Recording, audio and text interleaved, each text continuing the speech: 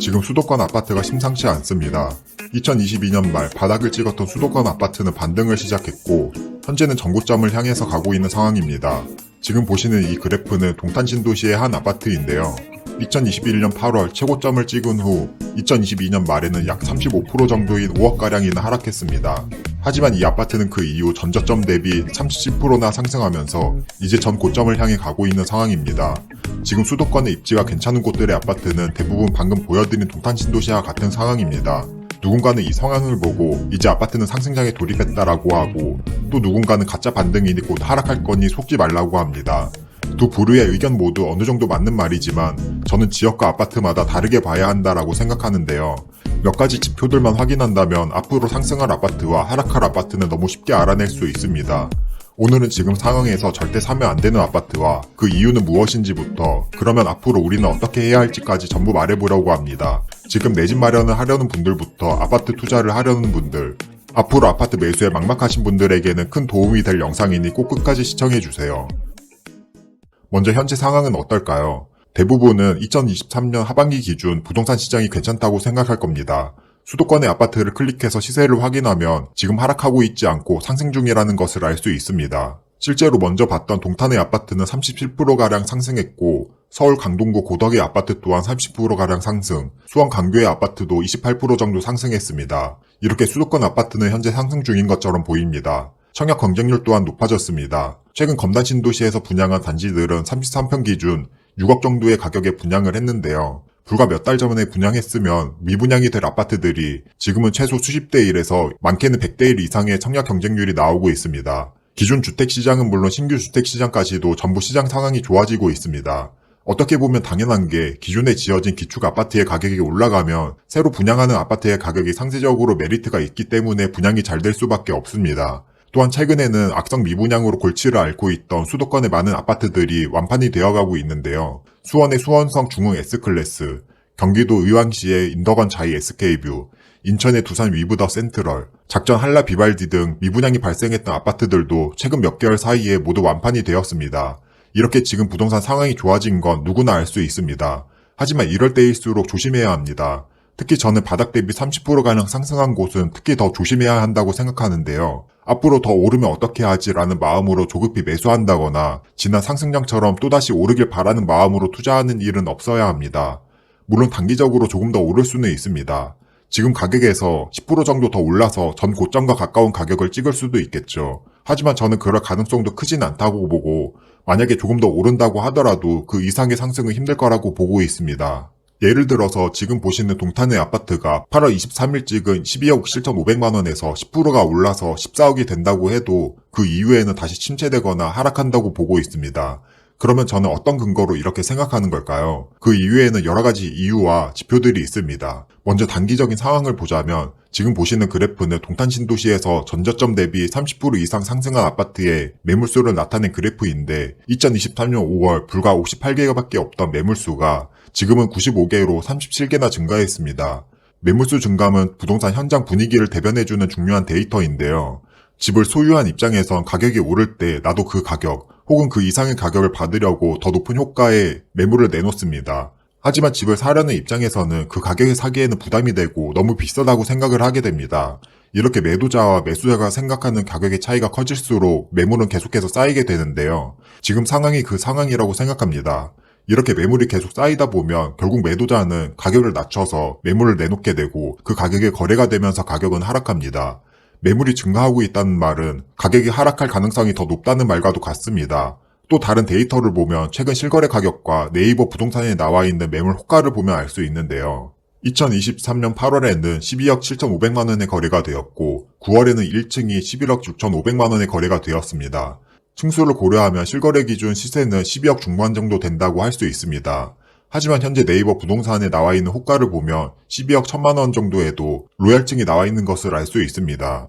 즉 최근 실거래 가격보다 호가가 더 낮은 상태로 지금은 상승하는 상황이 아닙니다. 이 데이터는 동탄의 아파트를 대표로 보고 있는 거지 다른 수도권의 입지가 괜찮은 아파트는 대부분 마찬가지인 상황입니다. 이렇게 단기적으로는 앞으로 하락할 확률이 더 높다는 데이터들이 있으며 이 외에도 여러 가지가 있지만 이 내용은 다음에 다뤄보도록 하겠고 그러면 조금 더 장기적인 관점에서 보겠습니다. 먼저 가장 중요한 지표인 전세가율입니다. 사실 전세가율만 봐도 꽤나 확실한 지표라고 할 수 있는데요. 현재 수도권에 입지 좋은 곳들의 전세가율은 50% 수준입니다. 심지어는 50%도 안 되는 곳들도 꽤 많습니다. 화성의 동탄부터 수원의 광교, 서울의 잠실, 성남의 분당까지 입지가 좋고 서울 경기도에서 살고 싶어하는 아파트의 전세가율은 대부분 40%에서 50% 사이에 있습니다.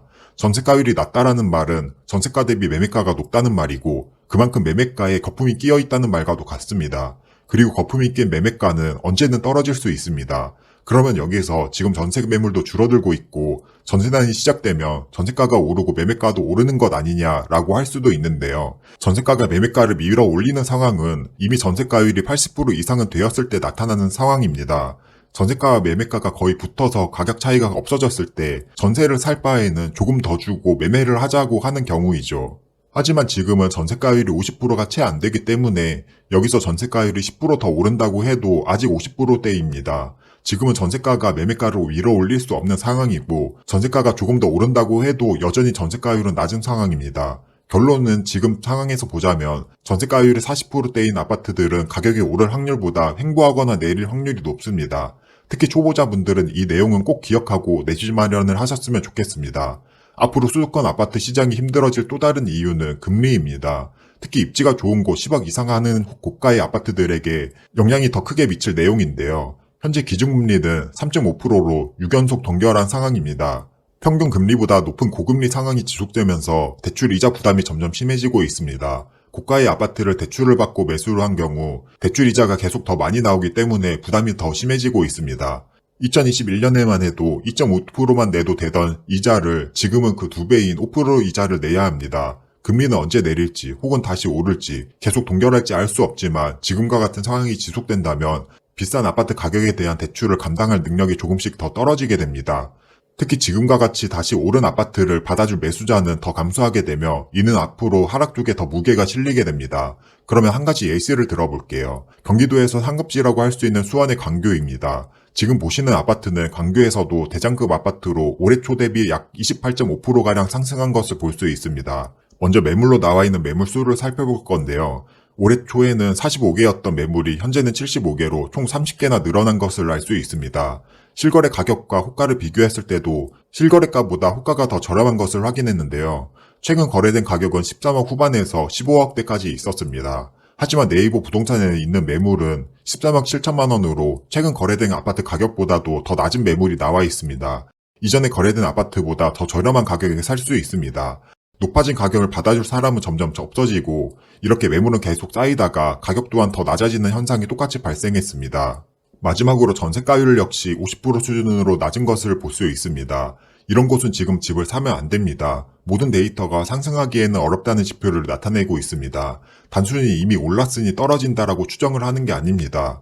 지금까지 내용이 도움이 되었다면 구독은 꼭 눌러주시고요. 조금 더 부동산에 대한 실력을 쌓고 싶다면 댓글 상단에 있는 분양권 투자법 전자책도 받아가세요. 그러면 앞으로 수도권에 내 집을 마련해야 하는 분들은 어떻게 해야 할까요? 먼저 제가 수도권의 아파트에 대해서 설명했는데 지금까지 하락한다고 설명했던 아파트는 수도권에서 입지가 좋고 이미 30%가량 반등한 아파트입니다. 반대로 수도권에서도 구축이고 상대적으로 선호도가 떨어지거나 아직 거의 반등하지 못한 아파트들은 가격이 다르게 갈 수 있습니다.